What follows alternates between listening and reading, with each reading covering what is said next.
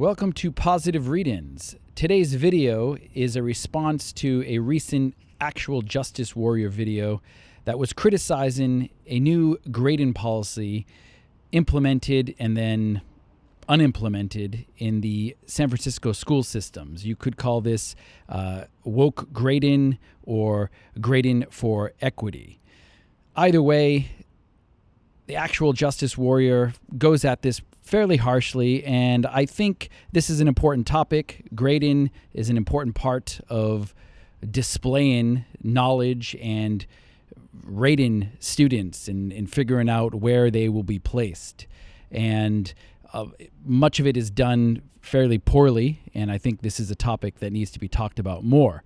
So I'm going to start with a clip near the end of this video. He kind of summarizes this issue, and I think that's a great place to begin. So let's give a quick recap on this particular grading system that they try to implement in San Francisco and is actually implemented in multiple school districts in the state of California. So obviously it de-emphasizes any kind of standards. Again, the threshold for an A drops down to an 80, which is traditionally considered a B. You don't actually get penalized appropriately for not showing up to school, turning in your assignments late, nor do you get penalized for failing tests. And by the way, in order to get a passing grade, you only need to demonstrate 21% out of 100 on a scale, all in the name of equity. Like most complex issues, there's several bundled up into one. I actually think there are two issues here. One, I agree with the actual justice warrior on, and that's essentially lower in standards. If you're saying that an 80%, whatever that means in this system, is an A plus and no longer a B, that's lower in standards, and it's not good practice, and it shouldn't be happening. However, the other issue is, do we grade things like attendance, homework, participation? These types of things that aren't actually, I would say, they're not skills. They're not going to be found in a rubric or in most rubrics. This, I think, is a bit different. I think that students could have great skills and not need to show up to to show that they have those skills. They could do it on a test, when they feel like they need to. Obviously, I think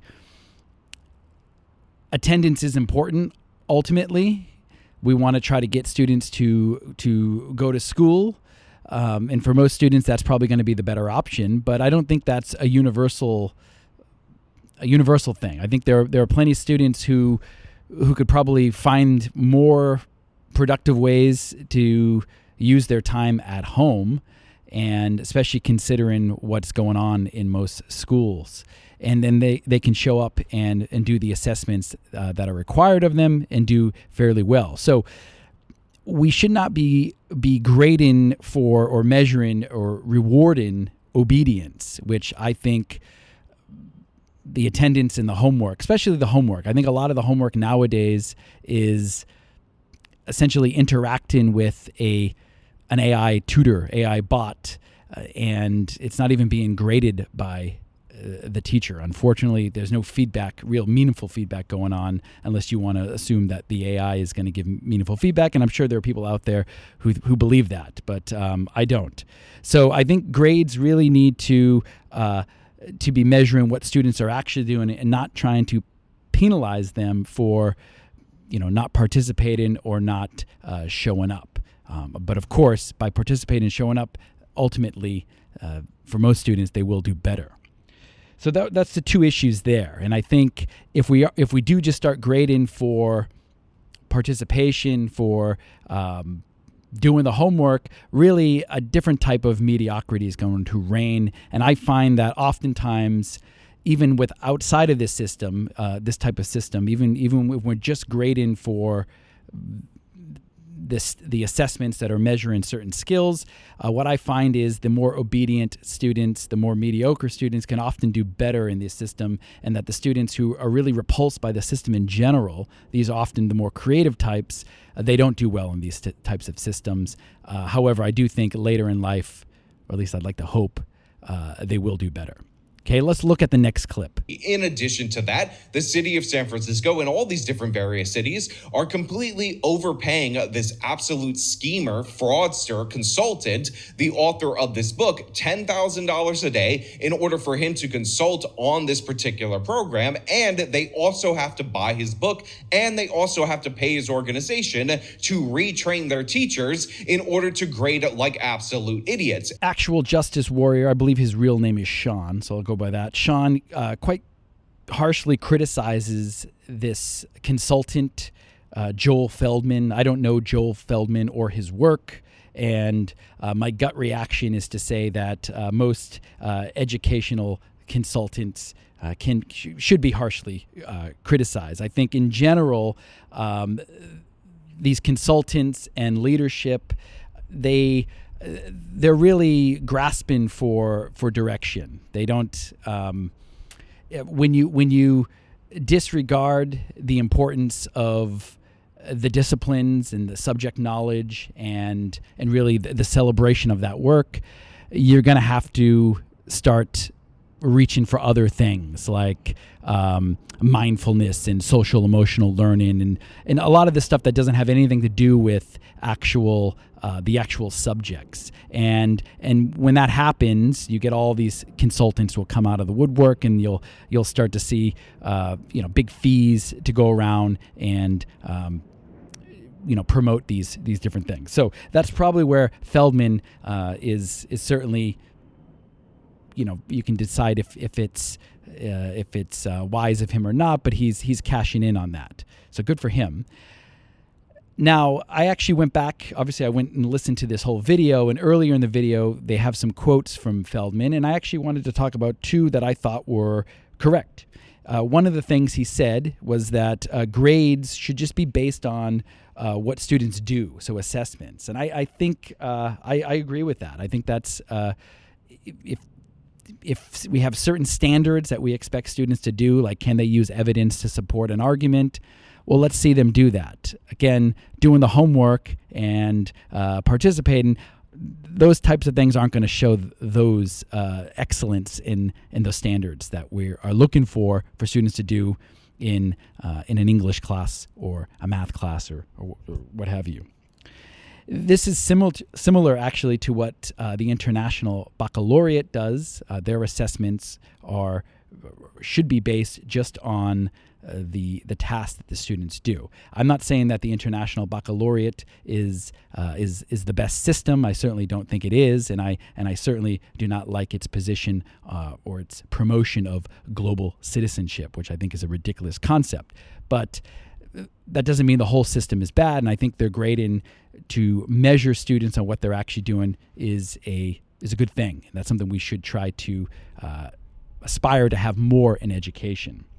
The other thing he mentioned is he said that teachers aren't taught or instructed on how to grade. And I think this is very true.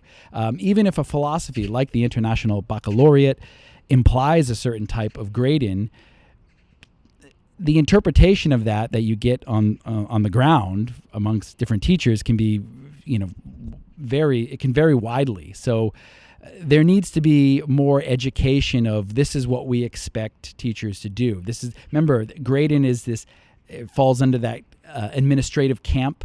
It's not pedagogy. It's not curriculum. It's how we are displaying this students or measuring the students' ability in communicating that to parents and teachers and universities in the future.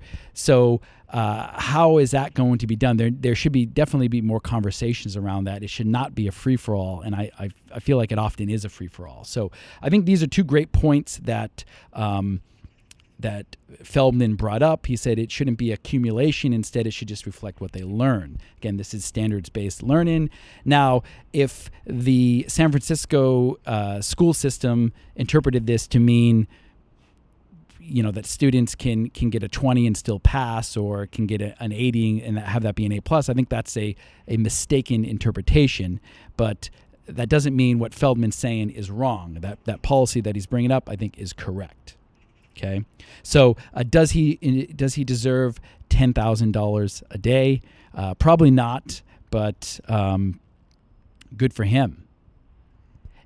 And speaking of which, this might be a good time to mention that you can support this channel and you can discover new literature. You can read a book that actually isn't full of shit by getting a copy of Commuting. You can link to it in the description. You could also link to the Gymnasia Press website, where you can get the short story collection Comorbidities and the novel Non-Local.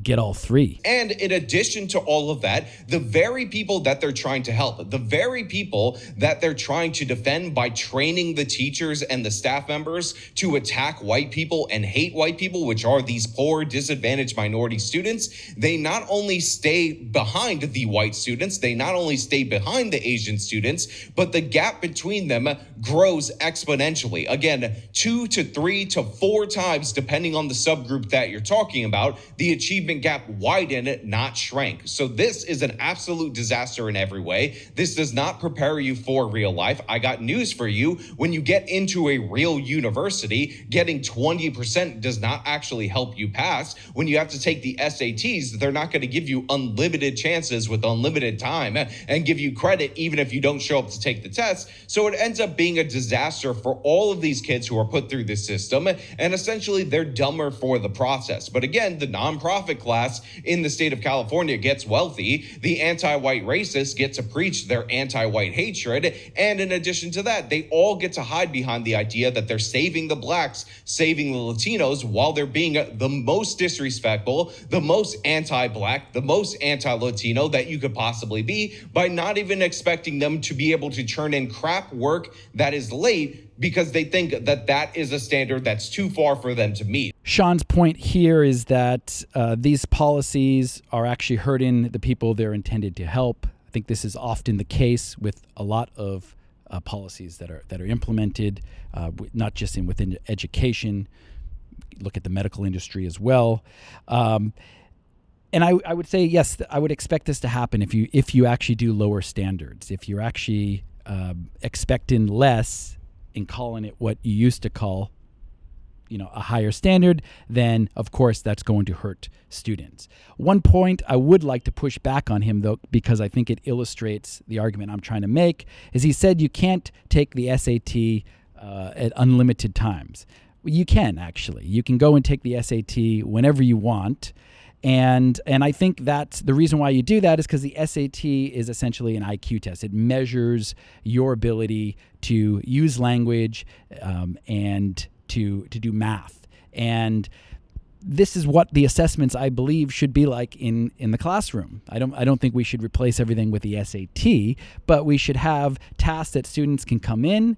They've in a unit, they've practiced these skills and learned some content. That's important. Let's not just focus on the skills. And now they come in and they get assessed on that. And the assessment is measuring what they actually can do with these set skills that we've deemed important. And I think that's essentially what the SAT does. So that's where we should be heading for grading, not just measuring homework and other types of kind of obedience. How can we shove students into this system and make them more obedient? I don't think that's the goal of grading. And we're not going to have a better system that really encourages critical thinking and creativity until we start getting rid of some of these kind of busy work measurements and just try to focus on actual standards that we want students to try to measure up to. Thanks for listening.